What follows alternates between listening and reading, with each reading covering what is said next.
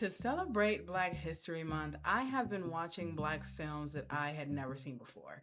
And I realized the closer I got to present day, the fewer movies there were to watch, which means fewer Black directors, which means fewer lead roles for Black actors, and fewer Black movie moments that us as an audience get. And the success of Sinners last year proves that the people are starving for good movies with predominantly Black casts. Now, it's true that we are already seeing a huge decline in people going to the theaters, which means a huge decline in rom-coms and B movies and comedies. And with streaming taking over and the lack of that monoculture of everybody is watching the same thing, we're all getting pushed inside our own little bubbles.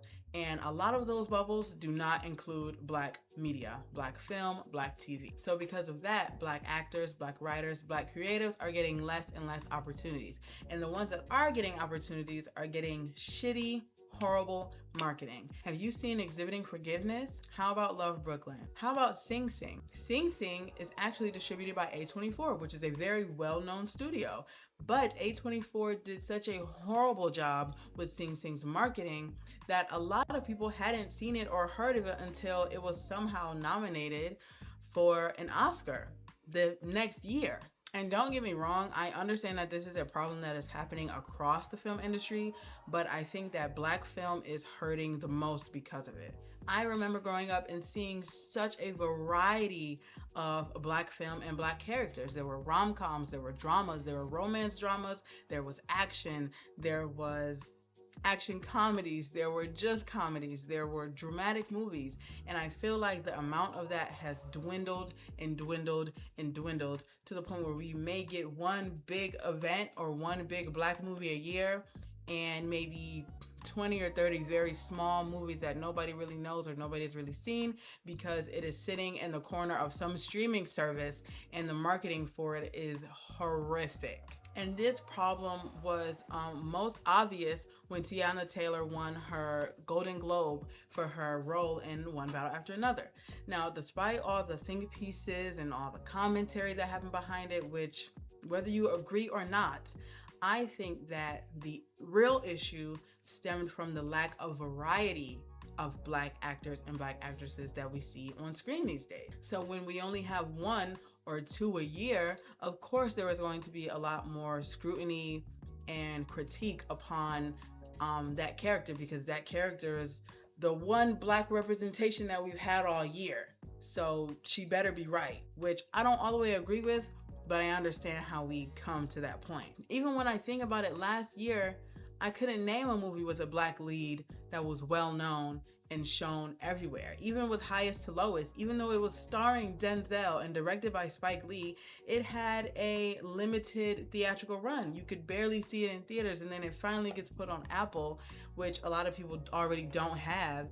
Another instance of being dumped onto a streaming service to go and collect dust. So with all this on my mind, I started thinking, like, how can we fix it? Where's the issue? What rut do we have to get out of? Is it on the creators to fix it? Is it one of those things where we kind of have to take it back to the roots and bring it to the streets ourselves? Media is different now. It's not like you're guaranteed some big huge deal if you take your short film to a film festival. Is everybody now having to take the Issa Rae route where you just upload it straight to YouTube or upload it straight to TikTok and market as much as you can? This seems to have worked for Markiplier, who is a YouTuber, a very well-known YouTuber, and he funded his own movie and got his own people and was able to get it in the theaters and use his influence to get people to go and watch it. And it is completely independent and has made upwards of $20 million. Now, I understand that everybody is a Markiplier, but this is something that is kind of unprecedented in this industry, having this very independent movie do so well in theaters to the point where it is being pushed to be opened up in more theaters. Is it going to be an instance where we have to go the influencing route and the content creation route to get movies seen? Is there no studio that wants to see black film and wants to champion and push up black film in a way that New Line Cinema was in the 90s or Lionsgate was for Tyler Perry? And then it made me think of Tyler Perry. Tyler Perry has the biggest studio on the East Coast. This is a fact. And instead of using this studio, this humongous studio to dip his toe in distribution and go to these young festivals and pick up young directors like A.V. Rockwell, who directed 1001, or Corey Jefferson, who directed American Fiction, he insists on writing and directing all of his own projects, no matter how tired or out of touch it becomes. And I'm not talking about the actresses and the actors and maybe some of the crew that he employs. Obviously, that is something to be noted and something to be celebrated. But I do wonder Tyler Perry Studios as a distribution company looks like. Instead of making Medea Goes to the Moon and Tyler Perry being the only one who directs and the only one who writes, the potential of becoming such a huge heavyweight studio, it's like it's right there, and he's just choosing not to do that. Studios like A24 and Neon are constantly platforming artists, directors, writers, cinematographers, and they have become so big and so trustworthy in that lane that the name A24 holds the weight. It gets to the point where people don't even care who the director is because it's an A24 film, so they're gonna watch it. And I feel like Tyler Perry, for some reason or another, chooses not to be that. And in a time where the film industry is so shaky and he has such a pillar in the black community, and I feel like he doesn't wield it for good. I feel like he wields it for evil. Now, is it completely fair to blame all of this on Tyler Perry? I don't know if it's completely fair. I feel like there are a lot of people, if put in that position, would do something differently. But I will say it is definitely frustrating to watch a movie like Sinners and know that we may only get a movie like that once every few years. Movies like Us, movies like Get Out, movies like, what's a big black movie that came out in these past couple years? I can't even think of one. And there's such a hunger for black movies, and I feel like we are always seeing directors, writers, creators say, we're giving them the scripts, they're not picking it up. They're not picking it up.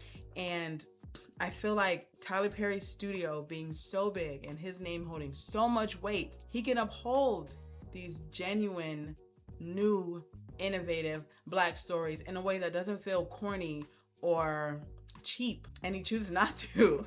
And it's a little like, okay, I guess. And it makes me sad that there are so many performances and so many artists that we haven't gotten to see do their best work because of the lack of roles. There's no reason why we haven't seen Regina Hall be a leading lady in everything she touches. There's no reason I don't see more Nicole Bahari. There is no reason I haven't seen R.J. Kyler have a Lakeith Stanfield type of run. There is no reason for this. There is no reason I haven't seen Lupita Nyong'o be in a million things since she was in Us. So I understand when Tiana Taylor wins an award for a morally complex character, we put the entirety of black representation on her when we should have a variety of roles, so Tiana Taylor's character doesn't seem like the only one.